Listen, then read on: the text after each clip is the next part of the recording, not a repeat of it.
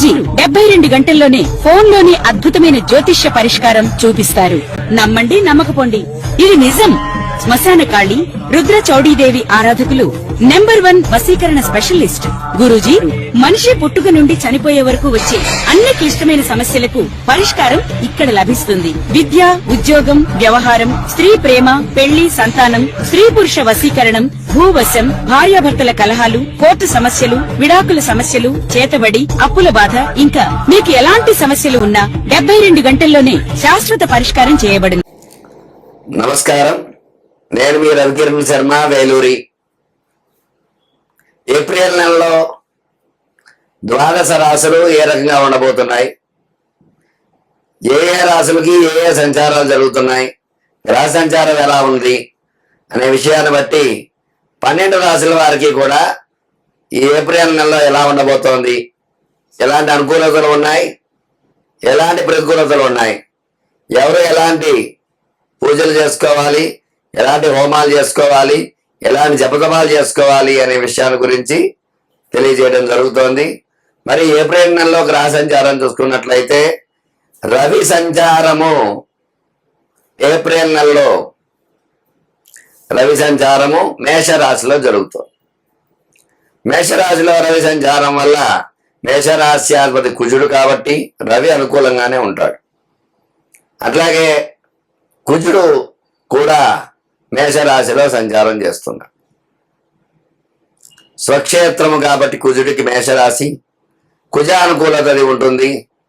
బుధుడు వ్యాపారకారకుడు బుధుడు కూడా ఈ యొక్క మేషరాశిలో సంచారం చేయడం జరుగుతుంది. మరి శుక్రగ్రహం కూడా ఈ మేషరాశిలో సంచారం చేయడం జరుగుతుంది. ఈ ఏప్రిల్ నెలలో 4 రాశులు 4 గ్రహాలు మేషరాశిలో సంచారం చేయడం జరుగుతుంది. తద్వారా ఈ మేషరాశి వారికి అనుకూలతలు ఎలా ఉంటాయి, ప్రతికూలతలు ఎలా ఉంటాయి అనే విషయం కూడా మనం తెలియజేయచ్చు.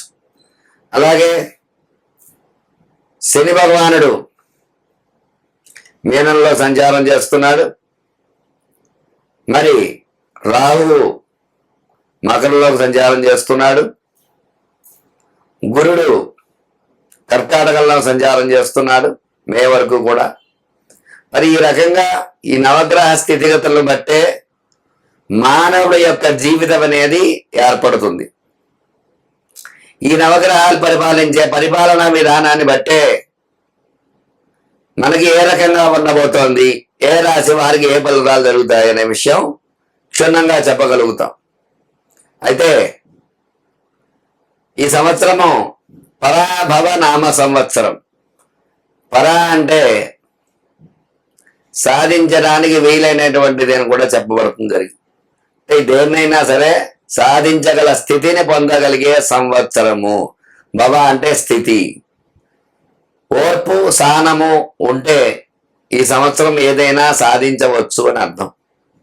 అందువల్ల కష్టం వచ్చిందని అసహనం చెందకుండా, సంతోషం వచ్చిందని ఆనందపడకుండా, సౌమ్యంగా భగవత్ ఆరాధన ఎవరైతే చేసుకుంటూ ఉంటారో వాళ్ళందరికీ కూడా ఖచ్చితంగా దైవానుగ్రహం కలిగి ప్రతికూల ఫలితాలు ఉన్నప్పటికీ కూడా భగవద్ అనుగ్రహం ఉంటే ఖచ్చితంగా ఎలాంటి ఇబ్బందులు లేకుండా సౌమ్యంగా వెళ్ళడం అనేది జరుగుతుంది. అందువల్ల ఈ యొక్క రాశుల వారందరికీ కూడా ద్వాదశ రాశుల్లో సంచార స్థితిగతులను బట్టి ఏ రకంగా ఉండబోతోంది, ఎలాంటి పూజలు హోమాలు చేసుకోవాలి, ఎలాంటి అనుగ్రహం ఉంటుంది అనే విషయాన్ని మీకు వివరంగా తెలియజేయడం జరుగుతుంది. నమస్కారం.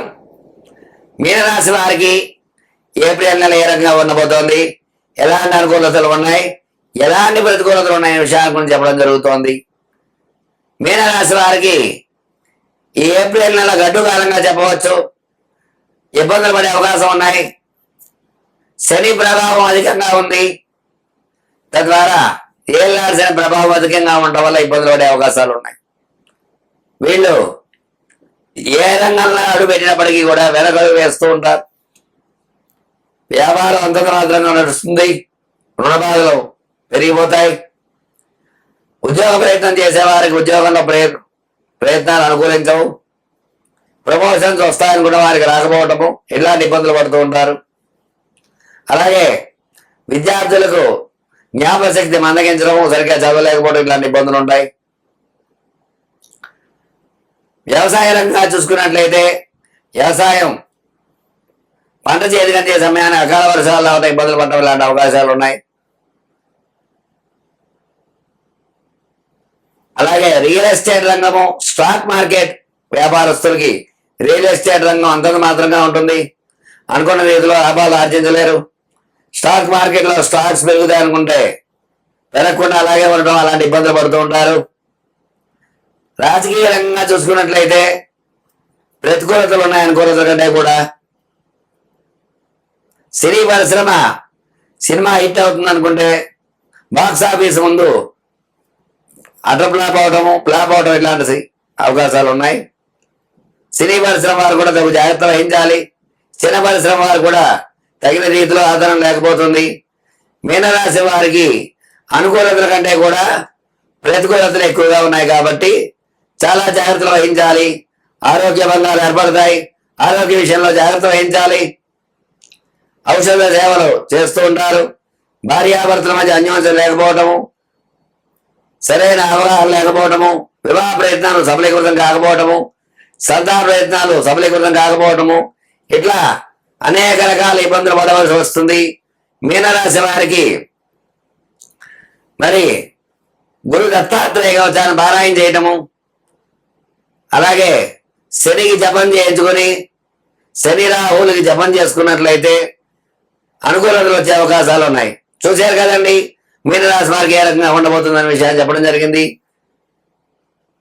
చెప్పినటువంటి రెమెడీ పాటించి మీకు అనుకూలంగా మార్చుకుంటారని కోరుకుంటూ మీరు అవికిరణ శర్మ వేలూరి జ్యోతిష రత్నావాదుకు రహిత. నమస్కారం.